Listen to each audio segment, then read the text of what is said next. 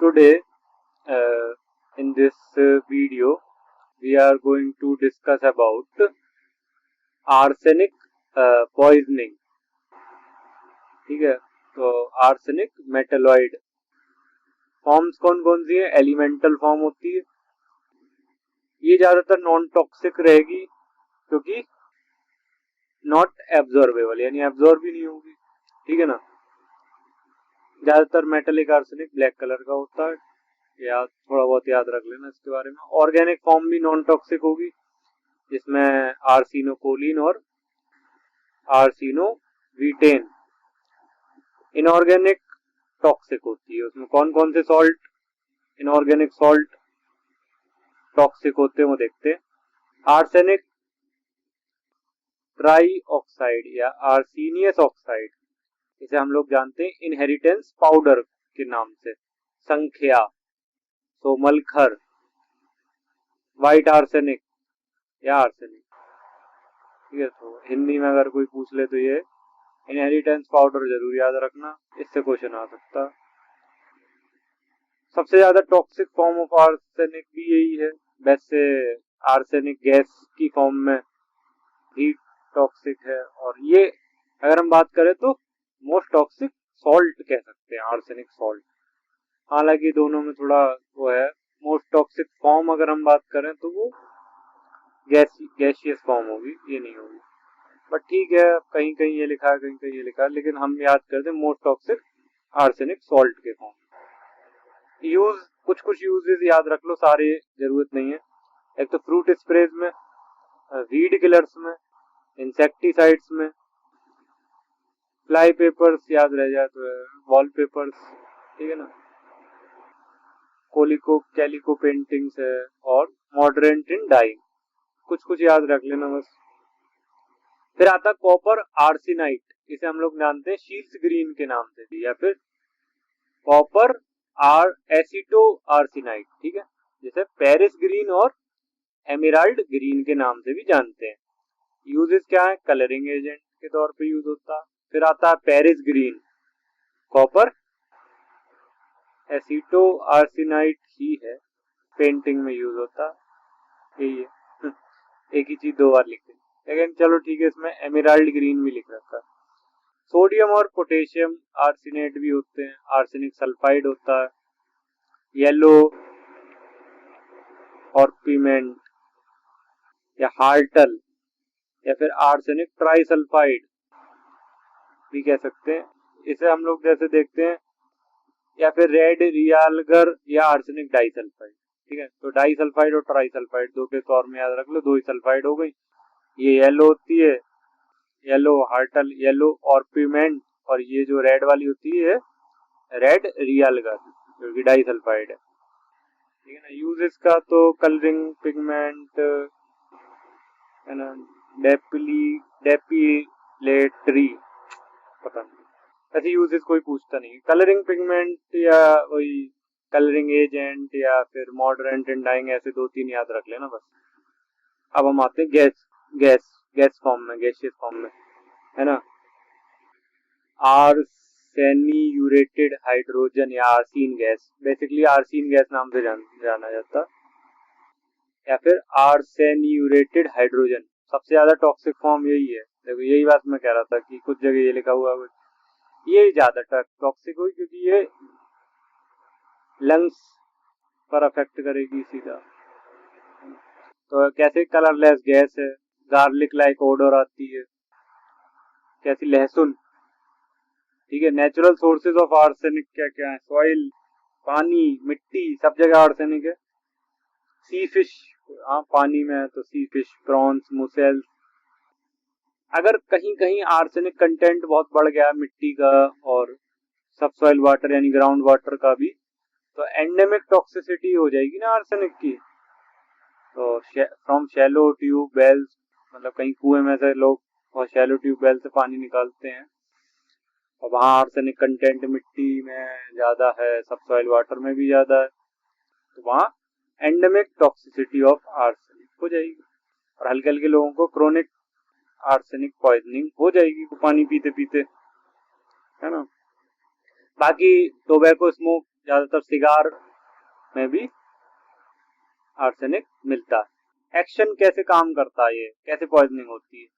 देखो ये क्या करता है, अनकपलिंग माइटोकॉन्ड्रियल ऑक्सीडेटिव फोस्फोराइलेशन। ठीक है, पहले अनकपल करेगा, फिर कंबाइन विद सल्फाइडल ग्रुप्स, जो माइटोकॉन्ड्रियल एंजाइम है, जैसे कि पायरुवेट डिहाइड्रोजन। पायरुवेट से एसिटाइल कोएंजाइम बनने की, जब ये कंबाइन कर गया इसके सल्फाइडल ग्रुप से पायरुवेट डिहाइड्रोजनेज के, तो एसिटाइल कोएंजाइम में पायरुवेट से कन्वर्ट कम हो पाएगा, तो एसिटाइल कोएंजाइम में कम हो जाएगा। सिट्रिक एसिड साइकिल एक्टिविटी भी कम हो जाएगी, यानी सेलुलर एटीपी प्रोडक्शन भी कम हो जाएगा। दूसरे क्या क्या काम करता है, इनहिबिट करता है सेलुलर ग्लूकोज अपटेक में भी दिक्कत करता है। ग्लूकोनियोजेनेसिस नहीं होने देता। ग्लूकोनियोजेनेसिस तो पता ही होगा, नया ग्लूकोज बनने की प्रक्रिया, नया ग्लूकोज नहीं बनने देता। नियो मतलब नया, प्रोटीन से भी ग्लूकोज बनता है। फैटी एसिड ऑक्सीडेशन को भी इनहिबिट करता, तो सारा मिला जुला के क्या करता, inhibit production of acetyl coenzyme, मतलब एसिटाइल कोएंजाइम के प्रोडक्शन को घटाता है और रोकता है, इनहिबिट करता है। ठीक है ना। लोकली क्या करता है, मतलब irritation of mucus membrane, mucus membrane को इरिटेट करता, मतलब जीआईटी जो सिम्टम्स दिखेंगे वो इसकी वजह से दिखेंगे। कि जो सेलुलर लेवल पर मैकेनिज्म है वो कैसे याद रखोगे, बोले एसिटाइल को एंजाइम ए के प्रोडक्शन को इनहिबिट करता। अगर एक बार में एक शब्द में, मतलब एक लाइन में बोलना हो, वैसे अगर तुम्हें बायोकेमिस्ट्री से कोलिंग करना है तो अच्छे से उनके एंजाइम पढ़ना सारे, उसके बाद तुम्हें समझ आ जाएगा कि हाँ ये कैसे काम करता होगा। बाकी अगर हम बात करें कि आर्सेनिक जो है वो एक कार्सिनोजेनिक सब्सटेंस भी है। कार्सिनोजेनिक मतलब कैंसर कॉजिंग। ठीक है, कैंसर कहाँ कहाँ का कर देगा भाई, आर्सीन गैस है, आर्सीन गैस है तो नेजल रूट से जाएगी, यानी लंग कैंसर होना बहुत कॉमन हो जाएगा इसमें, है ना। ज्यादा समय तक अगर आर्सीन गैस के उसमें आए तो लंग कैंसर हो सकता है। स्किन से भी इसका एब्जॉर्प्शन होता है पाउडर फॉर्म में, जो हमने देखा था। अब स्किन पे पाउडर लग रहा है, अब किसी व्यक्ति का है तो ब्लैडर कैसे हो सकता है, बोले ट्रांजिशनल सेल कार्सिनोमा, है ना, has been observed. Bladder cancer कैसे हो सकता है, बोले पानी में बहुत आर्सेनिक है, अब पानी पी रहा है, पानी कहाँ किस किस रूट पे जाएगा, ब्लैडर में भी स्टोर होता है ना यूरिन में, तो ब्लैडर हो सकता है, लंग हो सकता है, स्किन से भी एब्जॉर्ब होता है। जैसे पाउडर फॉर्म है, स्किन पे लगेगी तो एब्जॉर्ब होगा। आर्सीन गैस भी, है ना। टाइप्स ऑफ पॉइजनिंग की हम बात करें, फल्मिनेंट क्या होती है, बहुत ज्यादा मैसिव डोज है, लगभग 3 ग्राम के करीब एक साथ, इतनी मैसिव डोज एक साथ चली जाए बॉडी के अंदर या एब्जॉर्ब हो रहा है तो क्या होगा, कार्डियोवैस्कुलर कोलैप्स हो सकता है तुरंत ही, उससे डेथ भी हो सकती है। अगर हम इसके एब्जॉर्प्शन की बात करें तो कैसे कैसे एब्जॉर्ब हो सकता है, जीआईटी से हो जाएगा, जैसे जिसमें ये जीआईटी में जाके म्यूकस मेम्ब्रेन का इरिटेशन करेगा, और स्किन से भी होगा। लंग्स तो हमने बताया था, आर्सीन गैस है तो